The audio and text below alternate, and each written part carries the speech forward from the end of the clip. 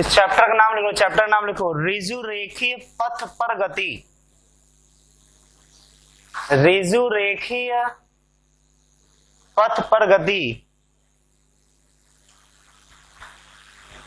Chapter नाम लिखना motion in a straight line path.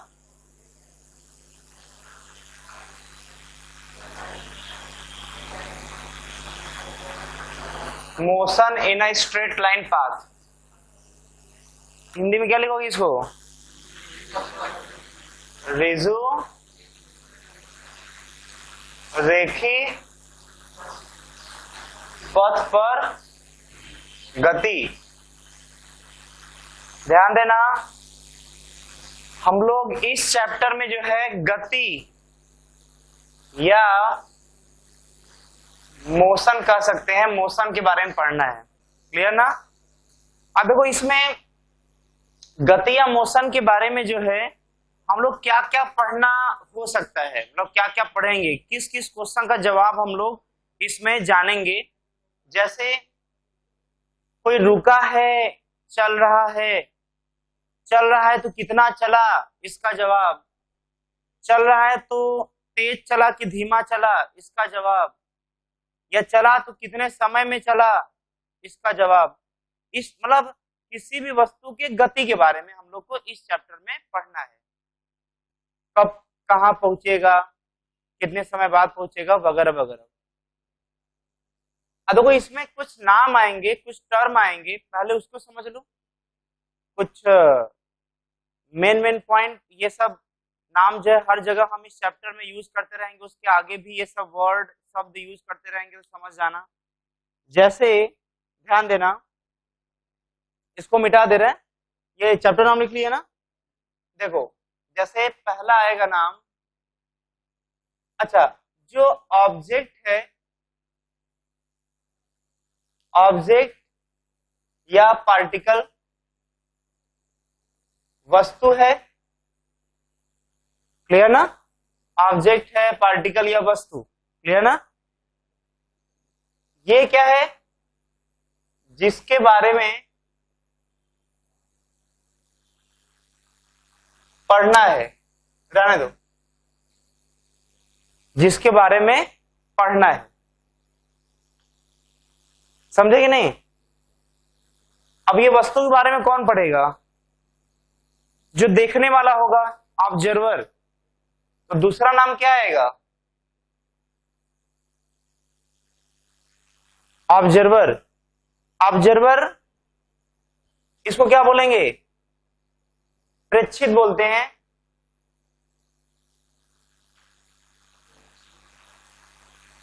शायद प्रेक्षित। क्लियर ना? मतलब ऑब्जर्वर, इसका मतलब समझो देखने वाला।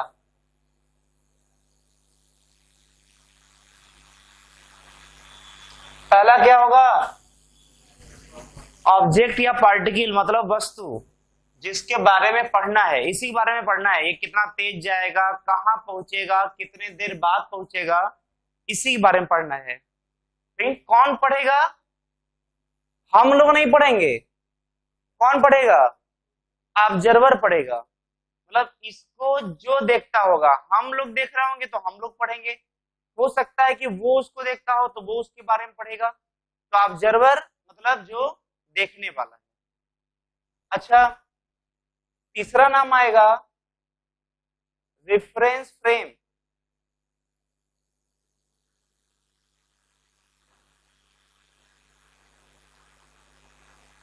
मतलब ये क्या होगा?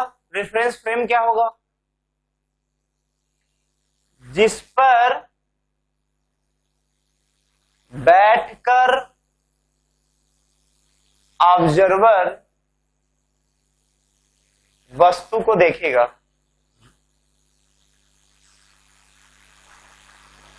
जैसे मान लो यहां पर कोई व्यक्ति है, वो चल रहा है आगे की तरफ, और इसको जो है कोई कार में बैठा हुआ व्यक्ति देखा।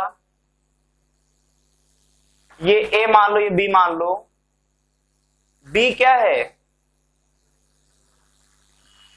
देखने वाला है। और वो किसको देख रहा है? तो बी हो गया ऑब्जर्वर, ये ऑब्जर्वर है जो ए वस्तु को देख रहा है। वस्तु में आदमी कोई भी होता है, पत्थर, टुकड़ा, कुछ भी हो सकता है। और ये मान लो कार है, ये क्या है? कार। तो यहां पर कह सकते हैं ऑब्जर्वर का फ्रेम ऑफ रेफरेंस, मतलब फ्रेम ऑफ रेफरेंस मतलब, फ्रेम ऑफ रेफरेंस मतलब जिस पर ऑब्जर्वर बैठ करके किसी को देखेगा उसको क्या बोलते हैं? Frame of reference. तो बताओ यहां पर ऑब्जर्वर का फ्रेम ऑफ रेफरेंस क्या होगा? कार होगा। अब बताओ कि अगर वही जो है, अगर एरोप्लेन में बैठकर देखता, बताओ अगर इस एरोप्लेन में बैठकर देखता तो उस ऑब्जर्वर का रेफरेंस फ्रेम क्या होता? बस में आ रहा है? साइकिल पर बैठकर देखता तो उसका रेफरेंस फ्रेम क्या होता? साइकिल हो जाता। ये टर्म क्लियर हो गया? तो ध्यान देना, दे तो इसको लिख लो, इसको लिख लो पहले 3 पॉइंट, फिर 2-3 और पॉइंट है उसको भी बता देते हैं। ये सब ना हमेशा नाम हम यूज करते रहेंगे, ये सब पूरे चैप्टर में और आगे फिजिक्स में भी ये सब नाम क्लियर होना चाहिए, किसका मतलब क्या होगा। चौथा पॉइंट आएगा पोजीशन,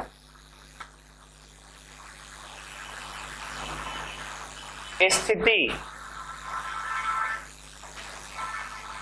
पोजीशन या स्थिति। अब देखो ध्यान देना, जैसे अब जो स्थिति को बताना है ना, किसका? पोजीशन का मतलब हुआ ऑब्जर्वर, मतलब देखने वाला वस्तु को जहां देखेगा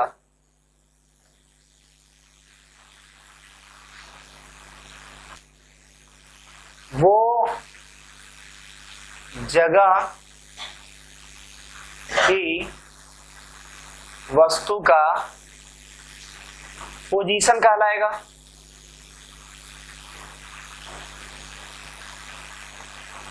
समझे? देखो जैसे मान लो ये x है और ये y है, और ऑब्जर्वर यहां पर मूल बिंदु पर बैठ गया, ओरिजिन पर बैठ गया ऑब्जर्वर, और यहां पर कोई वस्तु है। देखो ऑब्जर्वर, अच्छा ये वस्तु हो गया, तो ऑब्जर्वर वस्तु को जहां पर देखेगा, जहां देखेगा वो जगह, देखो यही जगह है ना जहां वो वस्तु है, ये कौन देख रहा है? ऑब्जर्वर देख रहा है ना। तो जिस जगह देखेगा उस वस्तु का वो पोजीशन या स्थिति कहलाएगा। लेकिन ये कौन देख रहा है? ऑब्जर्वर देख रहा है। ध्यान देना, यहां पर जो देखा, जिसको देखा उधर की तरफ ऐसे ऐसे एरो दिखा देना, तो आता है एक नाम। देखो ये जो देखा, जिसको देखा, उधर की तरफ एरो बनाओ, ये जो ना ऐसे एरो बनाया जा रहा है, इसी को अगर हम डिनोट करें आर वेक्टर से, तो आर वेक्टर क्या होगा? Position vector. क्या होगा? अभी तो पोजीशन मतलब ऑब्जर्वर से वस्तु कितने दूरी पर है, जहां पर डिस्टेंस या दूरी का बात आएगा तो एक तो बात क्लियर कर लेंगे, इसका मतलब पक्का है, इसका जो यूनिट होगा, इसका यूनिट या मात्रक कितने दूरी पर देख रहा है, तो जहां पे दूरी शब्द आ गया, डिस्टेंस शब्द आ गया, वहां पर इसका यूनिट क्या हो जाएगा? मीटर। पहली बात इसका मीटर हो जाएगा यूनिट। अच्छा तो पोजीशन वेक्टर स्केलर या वेक्टर है? वैसे लिखा ही हुआ है वेक्टर, तो ध्यान देना ये कैसा क्वांटिटी है? वेक्टर है। अच्छा वेक्टर है तो इसका दिशा किधर होगा? Position vector. समझो बात को, पोजीशन वेक्टर मतलब ऑब्जर्वर जिस वस्तु को जहां देखता है वही आर वेक्टर क्या कहलाता है? Position vector. और उसका दिशा किधर होगा? तो बोलेंगे उसका दिशा होगा जो देखा उसकी तरफ से जिसको देखा उसकी तरफ। ध्यान देना, जिसको देखा वो ऑब्जेक्ट है या पार्टिकल है, जिसने देखा वो ऑब्जर्वर है, जिस पर बैठ कर देखा, जिस पर बैठ कर देखेगा वो रेफरेंस फ्रेम है, और जहां देखेगा वो पोजीशन या पोजीशन वेक्टर है। कितने नाम आए? 4 नाम आए ना। ये चारों नाम क्लियर किए रहना। वस्तु जिसको देखा, ऑब्जर्वर जिसने देखा 2 नाम, तीसरा जिसके ऊपर बैठकर देखा, तीसरा नाम जिसको क्या नाम दिए थे? Reference frame. और जहां पर देखा चौथा नाम, और उसका नाम क्या था? Position vector. ये सब मतलब इस चैप्टर के बहुत बेसिक बेसिक नाम है। हम लोग इसी नाम को लेकर के आगे चलेंगे। ये चारों नाम क्लियर हुआ कि नहीं? किसका क्या मतलब हुआ? बोलो। बस बस बस, इसको नोट कर लो, फिर आगे बढ़ते हैं। 5वां, मोशन।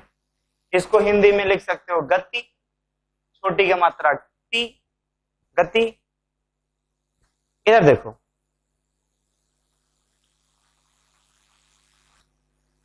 जैसे ये बताओ कि प्रैक्टिकली सोचना, मतलब प्रैक्टिकल लाइफ से, इसको बहुत ज्यादा पढ़ने की जरूरत नहीं है फिजिक्स में। इसको प्रैक्टिकली सोचो कि क्या जैसे तुम किसी भी चीज को देखते हो तो अपने नजर से ही देखते हो ना। तो बताओ, ये तुम्हें मालूम होगा कि पृथ्वी सूर्य के चारों तरफ टहलता है। कौन? अर्थ। किसके चारों तरफ? सन के चारों तरफ चक्कर काटते हैं। अब पृथ्वी पर ही हम लोग रहते हैं। बोलो, ध्यान देना, पृथ्वी के ऊपर हम लोग रहते हैं और सन के चारों तरफ चक्कर लगाता है पृथ्वी। उसके बावजूद भी क्या पृथ्वी चलता हुआ दिखता है? चलता हुआ। बताओ इसका कारण क्या होगा? जैसे पृथ्वी पर बैठ जाए हम, मतलब बस में, साइकिल पर नहीं बैठे हुए हैं हम लोग। कहां बैठे हुए हैं? पृथ्वी पर, जमीन पर बैठे हुए हैं, ग्राउंड पर बैठे हुए हैं। तो क्या जिस ग्राउंड पर बैठते हैं, क्या वो ग्राउंड चलता हुआ दिखता है क्या? अगर हम ग्राउंड पे बैठे हैं और ग्राउंड को देख रहे हैं, जमीन पर बैठे हैं और जमीन को देख रहे हैं, तो क्या वो ग्राउंड चलता हुआ दिखता है? क्यों नहीं दिखता है? क्यों? ध्यान देना, जब हम ग्राउंड को देखते हैं तो हम ये बोलते हैं कि मेरे आंख के सापेक्ष जो ग्राउंड का, अगर हम नजर ऐसी लगाए हुए हैं तो जितना मेरे नजर से उसका दूरी है, वो दूरी बदल नहीं रहा है, वो पोजीशन उसका नहीं बदल रहा है। अगर हम यहाँ बैठे हैं, जो जमीन है मान लो यहीं से टूट जाए, जमीन, ग्राउंड टूट जाए, वो ग्राउंड पीछे जाने लगे, हम देख रहे हैं कि अभी यहाँ देख रहे थे, अब देखो मेरा नजर इधर ऐसे जा रहा है, मतलब जो यहाँ था वो यहाँ चला गया, तो फिर उधर देख, फिर आगे चला गया ग्राउंड, वहां देखने लगे, फिर और आगे चला गया, वहां देखने लगे। इसका मतलब कि मेरा नजर उसको देखने के लिए, अगर वो नजर इधर से उधर हो, इसका मतलब कि वो चल रहा है, तभी देख रहे हैं। बोलो जी, मतलब कोई मोशन कर रहा है कि नहीं कर रहा है, हम एक जगह चुपचाप बैठ जाएं और देखो कि तुम्हारा आंख जिसको देख रहा है, तुम्हारा आंख जिसको देख रहा है, क्या वो आंख भी घूम रहा है क्या उसको देखने के लिए? तो ये इस पर डिपेंड करेगा कि अगर वो नहीं चलेगा, अगर वो नहीं चलेगा तो तुम्हारा आंख उसी पर ध्यान लगा रहेगा। लेकिन थोड़ा सा भी वहां से कहीं भी गया, कहीं भी गया, देखो मेरा नजर भी उधर चला जाएगा। देखो, मतलब उसको, मतलब ये एहसास करा सकता है तुम्हें, ये तुम्हें फील करा सकता है कि अगर किसी वस्तु को देख रहे हैं और मेरा नजर इधर से इधर जाने लगे, मतलब हम जो वस्तु देख रहे हैं वो चलेगा, तभी तो हम उसको देखने के लिए ऐसे करेंगे। इसका मतलब ये है कि देखने वाले के सापेक्ष, जो देख रहा है उसके सापेक्ष पृथ्वी देख रहे हैं और पृथ्वी नहीं चल रहा है, इसका मतलब मेरे सापेक्ष पृथ्वी क्या है? रुका हुआ है। समझो बात को, मेरे सापेक्ष पृथ्वी रुका है, क्योंकि हम देख रहे हैं तो पृथ्वी पर जो जैसे पड़ा है वैसे ही पड़ा हुआ है और वैसे हम उसको देख रहे हैं। लेकिन वास्तविकता क्या है कि पृथ्वी भी घूम रहा है। लेकिन बताओ, ये पृथ्वी घूम रहा है, ये कौन बोल पाएगा? जो सूर्य पर बैठा होगा। अगर हम यहां से उड़ करके सूर्य पर बैठ जाएं और सूर्य पर बैठ करके जिंदा रहें, जिंदा रह तो रहेंगे ही, मान लो ऑब्जर्वर, ऑब्जर्वर कोई मास नहीं होता है, पहली बात, हम लोग ऑब्जर्वर का मास नहीं लेते हैं, ऑब्जर्वर कोई व्यक्ति नहीं होता है, वो मान लेते कोई भी किसी को देख सकता है, ये पंखा है ना वो भी हमको देख सकता है, वो पंखा देख रहा होगा, मैं अगर मान लेते हैं कि देख रहा है तो ये देख रहा होगा कि हम पढ़ा रहे हैं पंखा। तो सुना ध्यान से, तो सब अच्छा ये बताओ, इसका देखो दो बातें हम बोल रहे हैं, पृथ्वी चल भी रहा है और नहीं भी चल रहा है। जैसे हम पृथ्वी पर बैठ गए तो ये जीता जागता प्रूफ है कि हम देख रहे हैं पृथ्वी नहीं चल रहा है, ये सबको समझ आ रहा है। इसका मतलब हम इसके ऊपर बैठ करके, पृथ्वी के ऊपर बैठ करके पृथ्वी देख रहे हैं तो चल नहीं रहा है। जबकि ये बताओ कि पृथ्वी से उड़ करके अगर सन पर आ गए तो आप देख रहे हैं कि पृथ्वी ऐसे ऐसे चक्कर काट रहा है, अगर सूर्य पे बैठ गए तब। बताओ एक ही पृथ्वी के बारे में दो बातें आ रहा है, एक बोल रहा था जो इसके ऊपर बैठा था बोल रहा था नहीं चलना है, और उसी बारे में बताओ कोई बोल रहा है यहाँ बैठ कर कि वो चल रहा है पृथ्वी। इसका मतलब क्या कह सकते हो, किसी का चलना, पृथ्वी ही नहीं दुनिया में किसी भी वस्तु का चलना या न चलना ये सिर्फ उसके चलने पर निर्भर नहीं करता, क्योंकि पृथ्वी का चलना या न चलना सिर्फ पृथ्वी पर निर्भर करता तो हम लोग हमेशा बोलते पृथ्वी चल रहा है, चाहे इसके ऊपर बैठ करके बोलते तब भी बोलते पृथ्वी चल रहा है, यहाँ पर बैठ करके बोलते तब भी बोलते पृथ्वी चल रहा है। मतलब कि किसी का चलना या न चलना ये सिर्फ उसी पर निर्भर नहीं करता, वो देखने वाले पर भी निर्भर करता है। मतलब मोशन वर्ड, ये गति वाला शब्द, ये सिर्फ किसी वस्तु से जुड़ा नहीं होता, ये वस्तु से भी जुड़ा होता है और देखने वाले से भी जुड़ा होता है। अरे भाई कॉमन सी बात है, तुम खुद ही अभी हम प्रूफ किए हैं कि तुम पृथ्वी के ऊपर बैठ गए तो अभी बोल रहे थे कि नहीं चल रहा है पृथ्वी, और जैसे ही पृथ्वी पर से उड़ करके जब आ गए सन के ऊपर तो बोलो पृथ्वी चल रहा है। मतलब पृथ्वी एक ही है और उसके बारे में दो जवाब, एक बोल रहा नहीं चल रहा, एक बोल रहा चल रहा है। इसका मतलब कि उसका चलना या न चलना ये सिर्फ उसके चलने पर ही निर्भर नहीं करता, जो देखने वाला है उसके ऊपर भी निर्भर करता है। बताइए क्लियर हुआ कि नहीं। चलो ये तो जीता जागता था, अब देखो मरता जागता सा जो है देख लेते हैं। मान लेते हैं ये रोड है, रोड पर जो है एक कार, दो कार और तीन कार, ये दूसरा एग्जांपल ले रहे हैं मोशन को ही लेकर के। अब ये बताओ तो मैसेज से क्या कर रहे हो जी, हैं ये देखो ध्यान देना, ये बताओ कि जैसे मान लो ये 10 मीटर पर सेकंड से चल रहा है, ये भी 10 मीटर पर सेकंड चल रहा है, तो 10 मीटर पर सेकंड से चलने का मतलब एक सेकंड में कितने मीटर गया, 10 मीटर। ये भी एक सेकंड में कितना मीटर गया, 10 मीटर पर सेकंड का मतलब यही होता है। और ध्यान देना ये 3 मीटर पर सेकंड चल रहा है, और एक है जो चल ही नहीं रहा है, वो चुपचाप बैठा हुआ है, रुका हुआ है। रुकने का मतलब उसका वेलोसिटी क्या होगा। एक बात और देखो, वेलोसिटी शब्द से एक बात याद आया कि चाल और वेग ये दो शब्द होते हैं। चाल इसी को स्पीड बोलते हैं, वेग इसी को वेलोसिटी बोलते हैं। ध्यान देना दोनों में फर्क क्या है। अब नॉर्मली ऐसे फर्क बताना हो तो हम ये बता सकते हैं ये एक अदिश राशि है और एक सदिश राशि है, जबकि दोनों का यूनिट जो होता है वो मीटर पर सेकेंड ही होता है। मतलब ये भी बताता है कि एक सेकंड में कितना गया। बात को समझो भाई, क्यों नहीं तुम लोग समझ रहे हो, देखो ना इधर समझ आएगा। ये क्या बताता है, ये भी वही बताता है जो ये वाला बताता है, ये भी बताता है एक सेकंड में कितना दूरी जाएगा। जैसे 10 मीटर पर सेकंड चाल है तो मतलब एक सेकंड में 10 मीटर जाएगा। वेग दिया है 10 मीटर पर सेकंड, इसका भी मतलब हुआ एक सेकंड में 10 मीटर जाएगा। मतलब दोनों एक ही सूचना दे रहे हैं, तो एक को सदिश और एक को अदिश क्यों बोल रहे हैं, इसलिए बोल रहे हैं कि ध्यान देना चलना और किधर चला दोनों में अंतर होता है।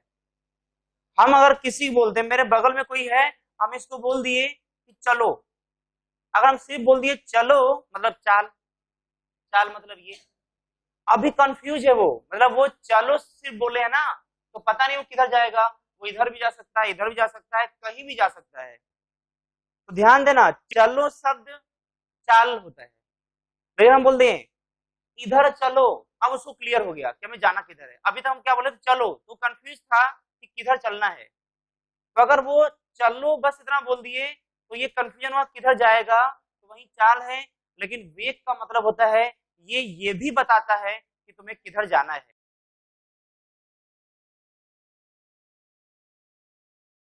नहीं समझ में आया तो ध्यान देना, जिसमें ये दोनों सूचना मिले, कौन कौन सा, कि चलो भी और किधर चलना है उसका भी सूचना मिल जाए, तो वो वेग वाले कैटेगरी में आता है। और सिर्फ हम बोलते हैं चलो, उसमें ये नहीं क्लियर हो पाया किधर जाना है, अगर ये क्लियर नहीं हुआ किधर जाना है तो चाल कहलाएगा। बात समझे? मतलब इसके पास सिर्फ परिमाण होता है, इसके पास परिमाण भी होता है और दिशा भी होता है। रट मत जाना परिमाण होता है इसके बाद परिमाण दिशा होता है, तुम उसको फील करो प्रैक्टिकल लाइफ में। ये बताएगा चलो, तो ये क्लियर नहीं हुआ कि कहाँ चलना है, ये बोला इधर चलो, मतलब यहाँ पे दोनों बातें क्लियर हो गई, चलना भी है और किधर जाना है वो भी क्लियर हो गया। समझे कि नहीं? तो तुम्हारा सोच ऐसा होना चाहिए, न कि ऐसा सोचना कि तुम रट जाओ परिमाण दिशा होता है इसका परिमाण होता है, बस एक बुक वाला जो लैंग्वेज भाषा नहीं होता है बस उसी टाइप का रट गए। रटना नहीं है, ये समझना है।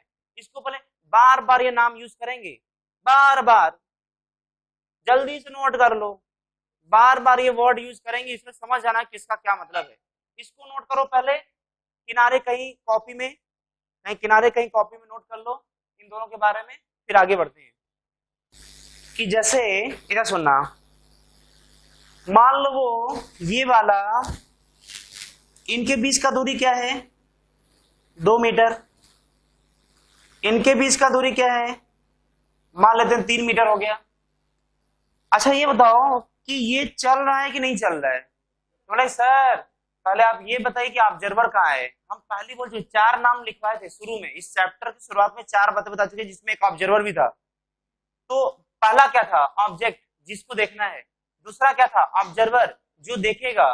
तो जो देखेगा वो कहाँ है ये जरूर मालूम कर लेना। अगर कुछ ना दिया हो कि ऑब्जर्वर कहाँ बैठा है तो समझ जाना कि ग्राउंड पर बैठा है। आगे किसी भी क्वेश्चन ऑफ फिजिक्स में अगर वो ये ना दिया हो कि देखने वाला ऑब्जर्वर वो कहाँ बैठा है, अगर ये ना क्लियर किया हो तो समझ जाना है कहाँ बैठा होगा, ग्राउंड पर, पृथ्वी बैठा होगा।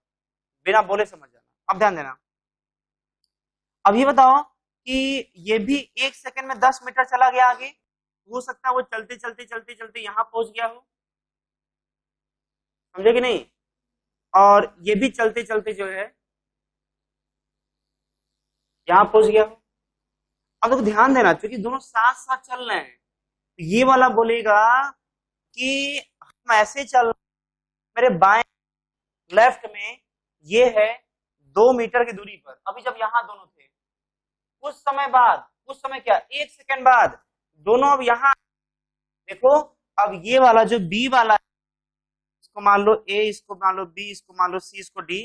तो जो ए और बी वाला है वो अभी भी यही बात बोलेगा, मेरे से 2 मीटर दूरी पर है और मेरे बाएं ही है। अब बताओ यहां जब था तब भी ये बोल रहा था कि मेरे से 2 मीटर ऊपर है, मतलब इधर है, बाएं तरफ है, या एक से ऊपर है, कहां भी पहुंचा है तो मेरे से अब भी 2 मीटर ऊपर है। तो क्या इसके सापेक्ष इसका दूरी बदला? क्या उसका पोजीशन बदला?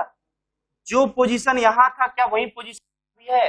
यहाँ भी 2 मीटर, यहाँ भी 2 मीटर ऊपर है। इसका मतलब क्या हुआ? इसका मतलब हुआ कि इसके सापेक्ष ये नहीं चल रहा है।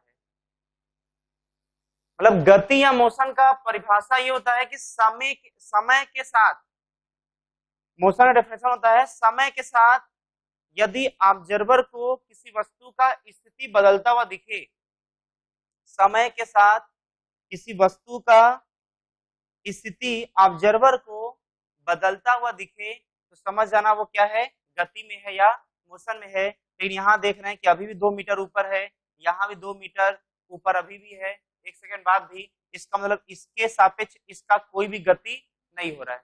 अच्छा तो इसके सापेक्ष इसका गति बोलेंगे कि 0 टाइम पर तीनों, क्या चारों एक सीध में थे? चारों एक सीध में थे 0 टाइम पर। लेकिन 1 सेकंड बाद ये दोनों चल करके यहां पहुंच गया 10 मीटर आगे।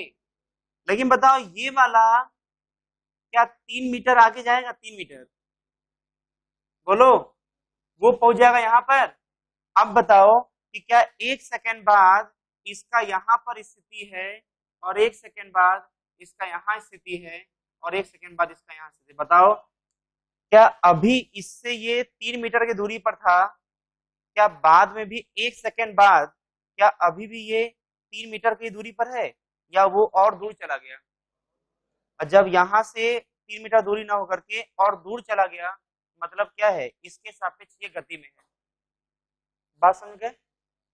बस तो ये लिखना है, ध्यान देना। अब ये डायग्राम बना करके लिख सकते हो, ए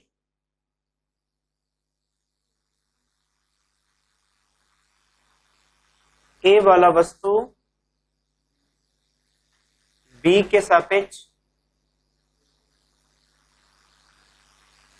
रुका होगा,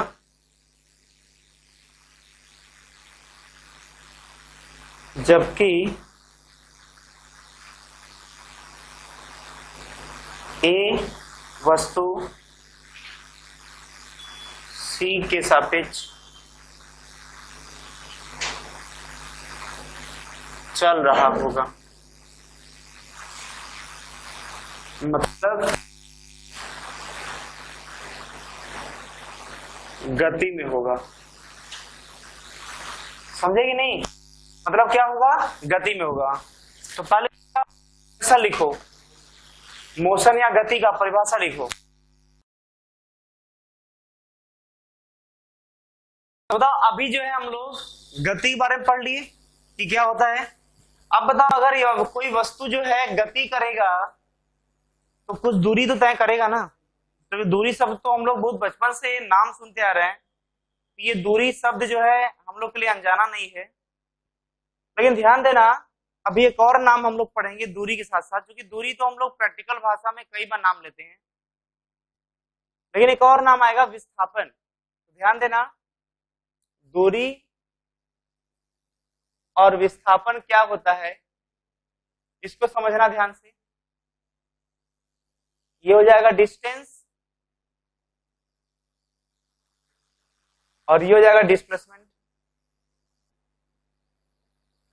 जैसे एग्जांपल, मान लो ए से कोई वस्तु बी तक इसी रास्ते पर गति किया,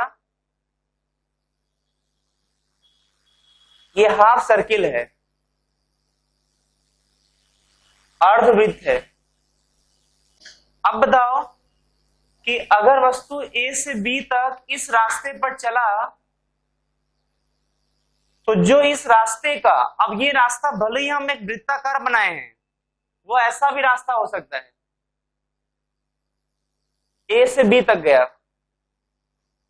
ऐसा भी रास्ता हो सकता है, ऐसा भी हो सकता है, सीधी लाइन में रास्ता हो सकता है, और जैसा तुम सोच सकते हो वो किसी भी प्रकार का रास्ता हो सकता है। बात समझ आ रहा है?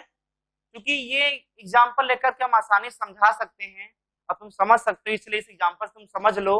क्या समझोगे कि दूरी क्या होता है और विस्थापन क्या होता है। सिंपल सा इसका परिभाषा है दूरी का, कि पूरे रास्ते का जो लंबाई होगा, जो पाथ का लेंथ होगा, वही दूरी होगा। लेकिन बताओ वो यहां से चला और यहां पर गया ना, तो जहां से चला सिर्फ उस बिंदु को देखो और जहां तक गया सिर्फ उस बिंदु को देखो। ये जो दोनों पॉइंट हैं, जहां से चला उसकी तरफ से डायरेक्शन, जहां तक गया, किस रास्ते से गया उससे मतलब नहीं है, सिर्फ मतलब है कहां से चला और कहां तक गया। तो से तक की तरफ जो दिशा होगा वही होगा विस्थापन का दिशा। देखो दिशा शब्द यूज कर लिए, इसका मतलब पक्का है कि ये अदिश राशि और ये सदिश राशि है। अगर यहाँ पर दिशा का शब्द यूज कर रहे हैं, इसका समझ जाना कि विस्थापन क्या एक सदिश राशि है और यहाँ पर दूरी जो है ये एक अदिश राशि हो जाएगा। चलो वो तो बात की बात है, लेकिन तुम्हें ये समझ में आया कि दूरी क्या होता है। दूरी होता है पूरे रास्ते का लंबाई, वो दूरी कहलाता है, जबकि विस्थापन क्या कहलाता है, जहां से चला और जहां तक गया उनके बीच का दूरी, वो भी सीधा लाइन में दूरी निकालना, उनके बीच का दूरी विस्थापन होगा, और जहां से चला जहां तक गया उनके उधर की तरफ एरो जो दिखाएंगे वो उसका डायरेक्शन होगा। मतलब ध्यान देना, दूरी होगा ये वाला पार्ट और विस्थापन होगा ये वाला पार्ट। अब बताओ ये आधा सर्किल है तो इसका दूरी तो बताओ पूरा सर्किल होता है और रेडियस आर होता है, तो क्या 2 पाई आर होता है पूरा एक दूरी पूरा सर्किल का। तो बताओ ये आधा है तो क्या हो जाएगा, क्या पाई आर हो जाएगा। अच्छा बताओ कि विस्थापन क्या होता है, विस्थापन को इससे मतलब नहीं होता किस रास्ते से गया है, उसको मतलब होता है जहां से जहां तक गया उनके बीच का दूरी, और उनके बीच का दूरी ये है। अब बताओ कि ये त्रिज्या है, रेडियस है, तो क्या डायमीटर मतलब व्यास होगा। तो बताओ इन दोनों पॉइंट के बीच का दूरी क्या, आर और आर, क्या 2r हो जाएगा। इसका मतलब ध्यान देना ये 2r हो जाएगा। तो बताओ जब कोई वस्तु आधे वाले सर्किल में चले तो उसका दूरी क्या हुआ, पाई आर, और जबकि उसका विस्थापन क्या होगा, 2r। नेक्स्ट पॉइंट, मान लो ऐसा पाथ होता, कोई वस्तु यहां से उठ करके ऐसे चलते हुए बी पर पहुंच जाता, बताओ दूरी किसको बोलते हैं। ये जो रास्ते का लंबाई है ना यही दूरी होता। विस्थापन कौन होता, विस्थापन को इससे मतलब नहीं होता है कि किस रास्ते से गया, उसको मतलब होगा इससे। तो देखो ये दूरी क्या हो जाएगा, विस्थापन। और ध्यान देना इस विस्थापन का दिशा किधर होगा, ए से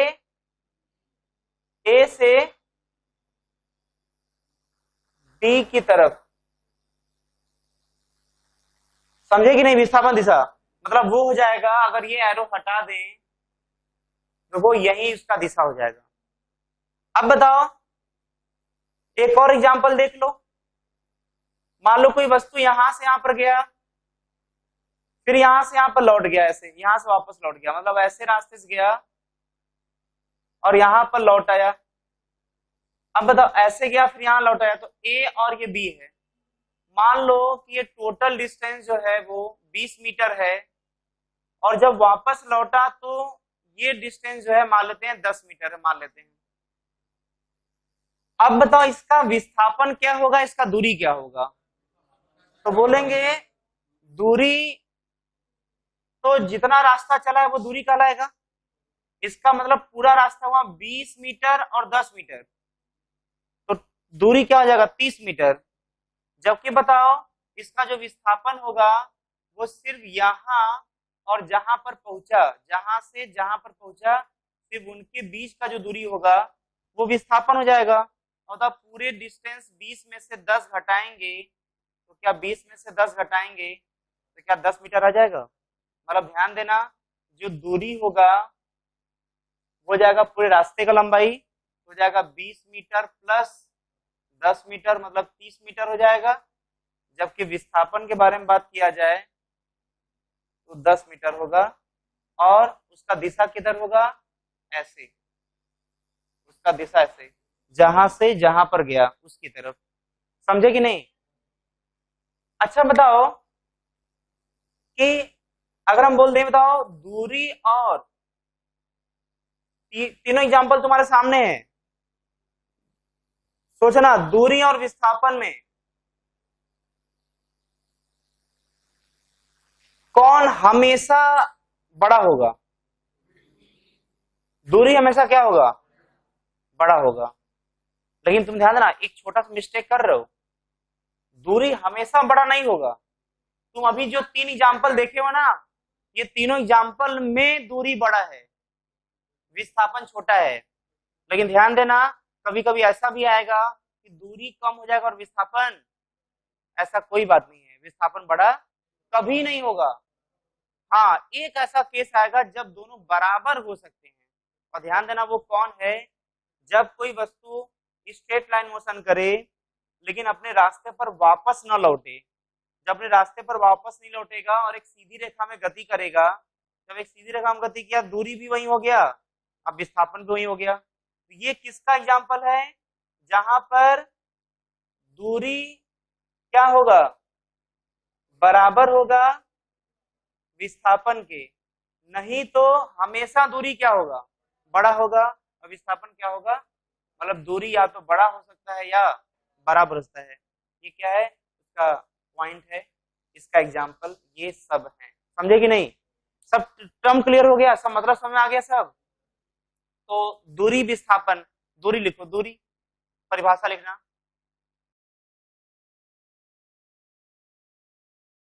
जैसे विस्थापन अपन क्यों निगेटिव बोले हैं इसको समझो, देखो ध्यान से इधर। मान लो 0,0 है और यहां से इधर गया, मान लो यहां से फिर वापस लौटा। एक क्वेश्चन लिखना तो,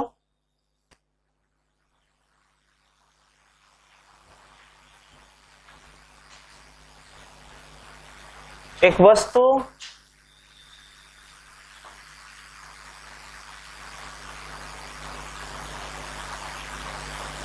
एक वृत्त में, एक वृत्त में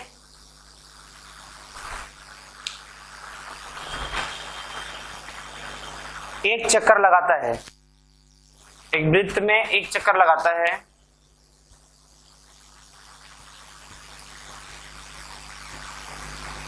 एक चक्कर लगाता है। यदि वृत्त की त्रिज्या, यदि वृत्त की त्रिज्या 2 मीटर है, यदि वृत्त की त्रिज्या क्या है, 2 मीटर है, तो वस्तु द्वारा तय की गई दूरी और विस्थापन ज्ञात कीजिए। वस्तु द्वारा तय की गई दूरी और विस्थापन कीजिए।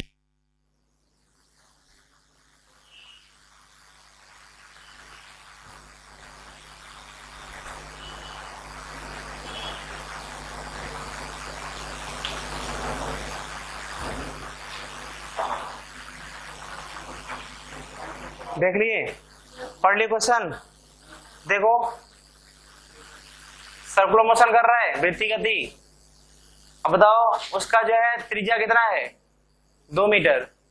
तो मान लो यहां चला तो घूम करके फिर वहीं पर चला आया, जब वहीं पर इनिशियल भी है, इनिशियल मतलब शुरुआत भी है और फाइनल भी वहीं पर है उसी बिंदु पर, तो शुरुआत और अंतिम के बीच का दूरी क्या हो गया,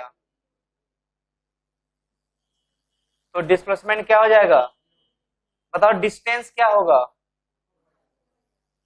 कितना, हाँ 2 पाई आर हो जाएगा, 2 पाई इंटू आर का मान क्या 2 आ जाएगा 4 पाई।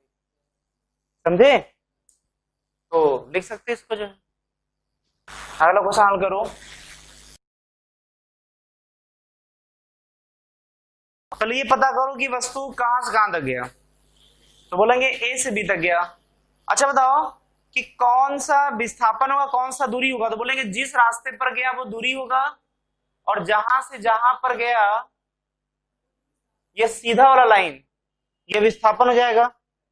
अब बताओ कि जो दूरी है, एक बात और देखो ध्यान देना, किसी भी आर्क या चाप और त्रिज्या और आर्क से केंद्र पर बनने वाले कोण, मान लो ये एल है, लेंथ लंबाई है, किसका लंबाई है ये, आर्क का, चाप का। तो जो ये आर्क इस केंद्र पर कोण बनाता है और जो त्रिज्या इसका है, जब आर त्रिज्या में इसके कोण से गुणा कर देंगे, एंगल से गुणा कर देंगे, वही जो है इस चाप का लंबाई आ जाएगा, मतलब इस चाप का दूरी आ जाएगा आर्क का, ये जाएगा ये। तभी तो बताओ ये जब पूरा सर्किल कंप्लीट होता है तो ये एंगल भी 2 पाई होता है, और जब ये सर्किल कंप्लीट होता है तो हमें मालूम है कि टोटल लंबाई 2 पाई आर होता है। तुम इस वाले फार्मूले में रख के देख लो, आ भी जाएगा। अगर टोटल लंबाई लाना हो तो कोण कितना तय करेगा एक चक्कर में, एक चक्कर में, तो एक चक्कर में टोटल कितना एंगल तय करेगा, 2 पाई। अरे भाई एक सर्किल में कितना एंगल तय करता है, 2 पाई करता है ना, तो आप थीटा का वैल्यू 2 पाई रखो, तो टोटल लंबाई कितना आ गया, 2 पाई आर। समझ आ रहा है, तो ऐसे भी तुम याद कर सकते हो। तो ध्यान देना, जो आर्क का लंबाई होगा वो होता है रेडियस इंटू जो आर्क यहाँ पर एंगल बना रहा है, आर थीटा। बात में आ गया। इसका मतलब ये हुआ कि यहाँ पर दूरी तो तुरंत आ जाएगा, दूरी तो तुरंत आ गया, क्या बताओ, आर थीटा। ये तो क्लियर हो गया।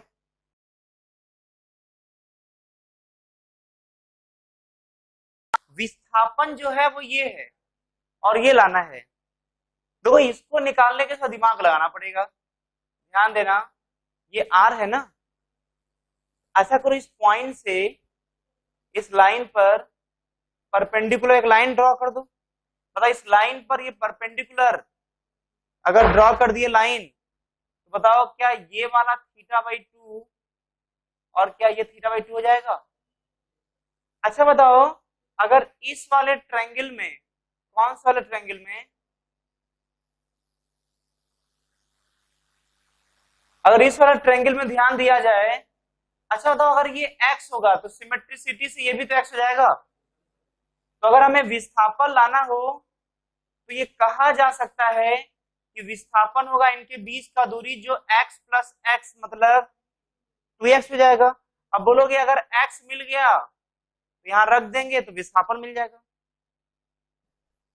बताइए x पाने के लिए इस ट्रायंगल में देखो, इस ट्रायंगल में बताओ थीटा के सामने का लंब कहलाता है और ये हो गया कर्ड हो गया। तो द लंब और कर्ड में क्या रिलेशन होता है, साइन थीटा का। इसका मतलब आ गया साइन थीटा इक्वल टू लंब मतलब परपेंडिकुलर बाई कर्ड मतलब हाइपोटेनस। हाइपोटेनस कितना हो जाएगा आर, मतलब यहाँ से एक्स का मान आ गया आर साइन थीटा बाई क्या 2 आ गया। अब बताओ जो एक्स का वैल्यू है तुम यहाँ रख दो, हो जाएगा 2r साइन थीटा बाई 2। अच्छा बताओ कि दूरी भी मिल गया और विस्थापन भी मिल गया, क्या यहाँ पर लिख दोगे r थीटा बाई 2r, ये विस्थापन है यहाँ रखो 2r साइन थीटा बाई 2। बताओ r से r कैंसिल, ये आ गया theta by 2 sine theta by 2। यही क्या है उसका जो है अनुपात है, नोट कर लो। अगला क्वेश्चन लिखना तो कहां से कहां पर गया, तो एरो कैसे दिखाओगे, ए से बी की तरफ। अब याद करो यही निकालना है तुम्हें, यही निकालना है। बताओ इनके बीच का दूरी का निकालना होगा। बताओ ये वेक्टर क्वांटिटी है कि नहीं है, वेक्टर बन गया कि नहीं। अब बताओ किसी भी वेक्टर को लिखने का तरीका होता है हेड माइनस टेल। किसी वेक्टर का अगर पॉइंट दिया हो, हेड का पॉइंट दिया हो और टेल का पॉइंट दिया हो, तो उस वेक्टर को लिखने का तरीका होता है हेड माइनस टेल। और हेड माइनस टेल लिखेंगे, ध्यान देना, एक्स वाला एक्स में घटाएंगे, वाई वाला वाई में, जेड वाला जेड में। देखो head minus tail 0 minus 1 I cap, head minus tail मतलब head minus tail, minus tail ये क्या हो जाएगा J cap, head minus tail, head minus tail क्या के कैप। बताओ ये क्या आ गया माइनस आई कैप, ये क्या आ गया प्लस जे कैप। बताओ ये क्या आ गया प्लस 2 के कैप। बताओ ये क्या आया है डिस्प्लेसमेंट। सर तुम लोग भूल गए कि हम बताए भी थे इसका डेफिनेशन कि शुरू से अंत की ओर जो जाता है वेक्टर वही विस्थापन का दिशा होता है। विस्थापन क्या है, दिशा है। और बताओ ये अगर वेक्टर कोई है तो वेक्टर को निकालने का तरीका वेक्टर वाले चैप्टर में निकलवाए थे। वेक्टर वाले चैप्टर में क्वेश्चन इस पर करवा भी चुके हैं कि अगर दोनों हेड और टेल का बिंदु दिया हो, पॉइंट दिया हो, तो कैसे लिखा जाता है। और उसी के माध्यम से हम लोग क्या निकाल लिए, विस्थापन। अच्छा बताओ सुना ध्यान से, हमें क्या निकालना विस्थापन का, अगर मॉड वैल्यू निकाले, इधर सुनो पहले ध्यान से, इधर सुनो। अगर इसका जो है मान लो ये जो है आर वेक्टर है, ये विस्थापन ये आर वेक्टर है। बताओ इस विस्थापन का परिमाण कितना होगा, विस्थापन का परिमाण हो जाएगा रूट में -1 का स्क्वायर, 1 का स्क्वायर, 2 का स्क्वायर। बताओ क्या है रूट में 6 हो जाएगा। और सुनना ध्यान से, बताओ कि जो विस्थापन है यहां से तुम इतना सीख सकते हो, डिस्प्लेसमेंट या विस्थापन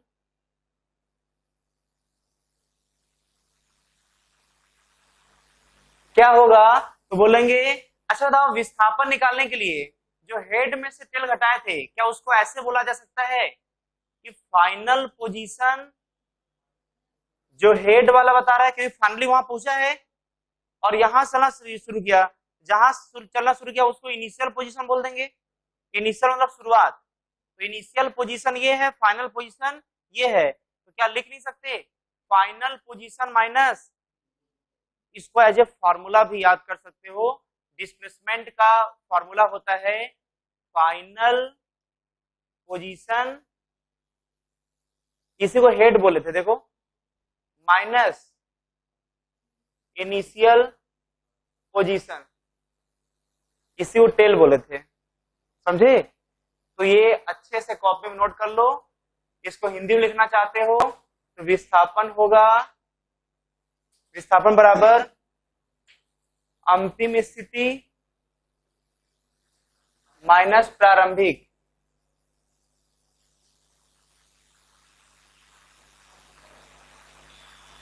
स्थिति, नोट कर लो।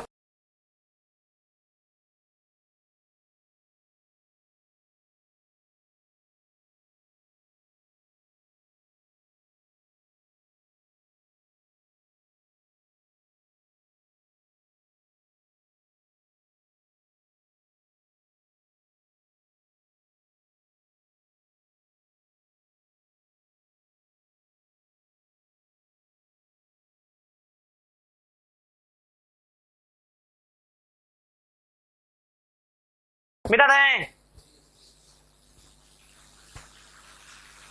अच्छा ये बताओ, सुन रहे हो, इधर सुनो जी, देखो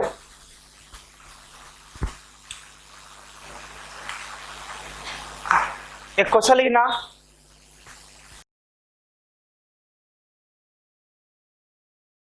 अगर दूरी की बात करेगा, दूरी की बात एकदम आसान है। दूरी क्या करना, सबको आराम से जोड़ दो, डिस्टेंस में तो कुछ सोचना ही नहीं होता। अगर डिस्टेंस पूछ रहा है ना, आराम से 50 प्लस आराम से 20 प्लस आराम से 20√2, क्या आ गया आंसर। अरे हल कर लेना। डिस्टेंस, डिस्टेंस को वेक्टर से क्या मतलब है, रास्ते का पूरा लंबाई वही डिस्टेंस होता है। बताओ रास्ते की पूरी लंबाई कितना है, 50 मीटर, 20 मीटर, 20।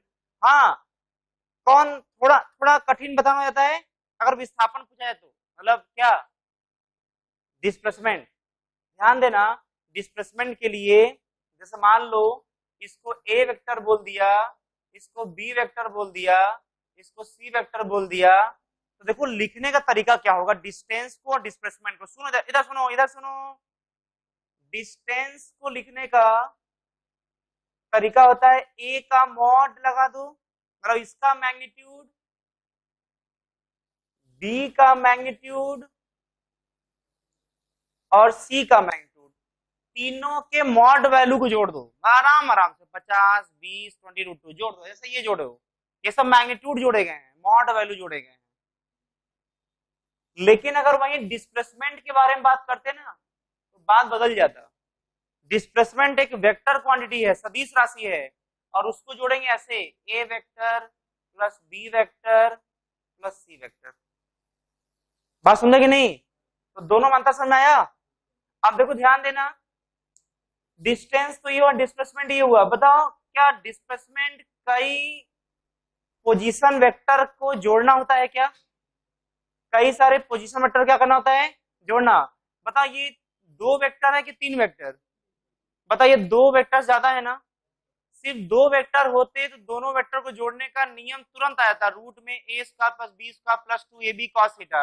अगर सिर्फ 2 होते तो यहाँ पर कितने वेक्टर हैं, 3 वेक्टर हैं। जब 2 वेक्टर से ज्यादा वेक्टर मिल जाए तो वहां पर हम लोग एक तरीका पढ़े थे कि उन तीनों वेक्टर को जोड़ने के लिए सबसे पहले एक्स एक्सिस और वाई एक्सिस बनाएंगे और सभी वेक्टर के टेल को ओरिजिन पर रख करके जो जिधर जाएगा उधर जाने देंगे।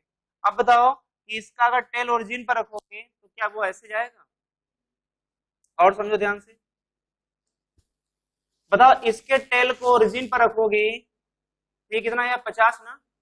इसके टेल को ओरिजिन पर रखोगे तो क्या ये ऐसे जाएगा, कितना बताओ 20। बताओ इसके टेल को ओरिजिन पर रखोगे तो क्या वो ऐसे जाएगा, कितना होगा 20√2। बताइए कितना 45।